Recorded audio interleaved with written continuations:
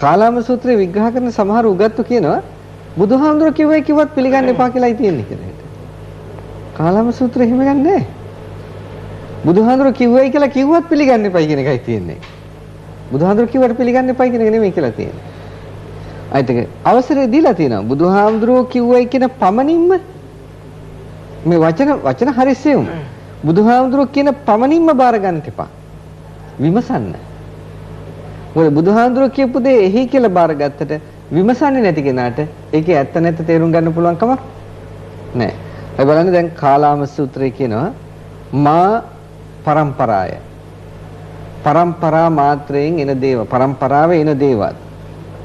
අත්තල මුත්තල නත්තල පනත්තල කිත්තල ගිරිගිත්තල ඔයගොල්ලන් පරම්පරාවේ එනේ.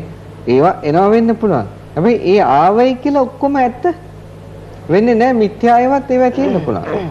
ඒකින්ද මෙච්චර මේම කාලයක් තිස්සේ ආවයි කියලා ඒක එහෙමම බාර ගන්නට එපා. අවුරුදු ගණන් එහෙම ආවත් ඒක ඇත්ත නොවෙන්නට පුළුවන්. අද ඉන් අවුරුදු 10 ගණනක් පැවතීගෙන ඉන්න දෙයක් වුණත් අද ඉන්න අපටත් හිතලා ඒක ගැන විමසලා තේරුම් ගැනීමේ අයිතියක් තියෙනවා. ඒකින්ද අපි අවුරුදු 10 ගණනක් ආවයි කියලා ඒක ග්‍රහණය කළ යුතු නැහැ. ඉතින් මා පිටක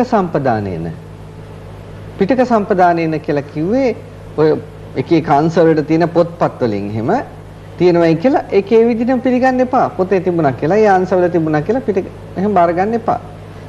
ඊගවට කියනවා මා ඉතිකිරාය. මෙන්න මෙහිමයිලු උණයි කියලා කියන්නේ. සමහරකට එහෙම දෙනවනේ මෙන්න මෙහිමයි වෙලා තියෙන්නේ කියලා.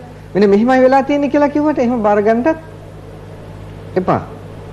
ඊගවට මා බබ්බ රූපතාය. බබ්බ රූපතාය කියන්නේ අපි මේ ડોક્ટર හරිශ්චන්ද්‍ර කිව්වයි කියලා එහෙම බාර ගන්න එපා. ඒ වගේම මා සමනෝ ගරෝති ශ්‍රමණෙක් කියලා මේ සෝමහාමුදුරු කිව්වයි කියලා බාර ගන්නත් එපා. දැන් අපිට මහා මනෝවිද්‍යාඥයෙක් හොඳට පොත්පත් කියවලා තියෙනවා, බුදුබණත් කියවලා තියෙනවා. ඒකින්ද මෙයා කියන එක හරිය ඇති. එහෙම බාර ගන්න එපා. හරි. රෝගියෙක් ડોક્ટર හරිශ්චන්ද්‍ර කියන එක පිළිගත යුතුයි නේ. එයා රෝගියෙක්නේ.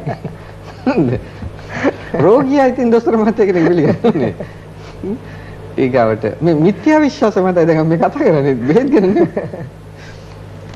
ඊගාවට දැන් මේ අපි ගරු කරන හාමුදුරුවෝ අපේ හාමුදුරුවෝ මේ කියන්නේ ඒකින්ද අපි කළ යුතුයි එහෙම බාර ගන්නත් බෑ.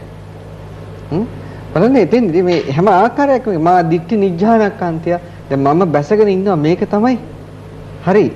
මේ මං හිතාගෙන ඉන්න එකම හරි. ඒකින්ද අනිත් ඒවා වැරදි. මගේ එකට ගැලපෙනවා නම් අන්න ඒක හරි. මේ විදිහට ගන්න එපා කියලා බුදුහාමුදුරු දේශනා කරනවා.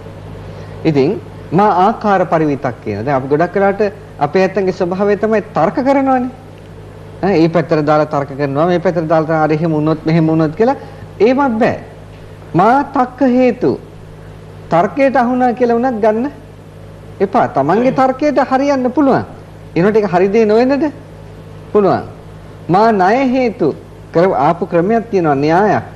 මේ න්‍යායට න්‍යායවාදී කියලා කියන්නේ ඒ න්‍යායට අහුණා කියලා හිටත් ඒත් බාර ගන්නට එපා.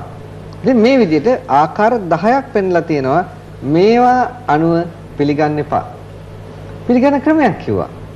එතකොට අර කාලාම සූත්‍රයේ ඇතුලින් විග්‍රහ කරන්නට යනකොට පෙන්වන්නේ ඔබට රාග, ද්වේෂ, මෝහ මේ අනුසාරයෙන් එන මේවා පාද කරගත්ත තෘෂ්ණාව මේවා වර්ධනයට හේතු වෙනවා නම් මේ කරන්න එපා.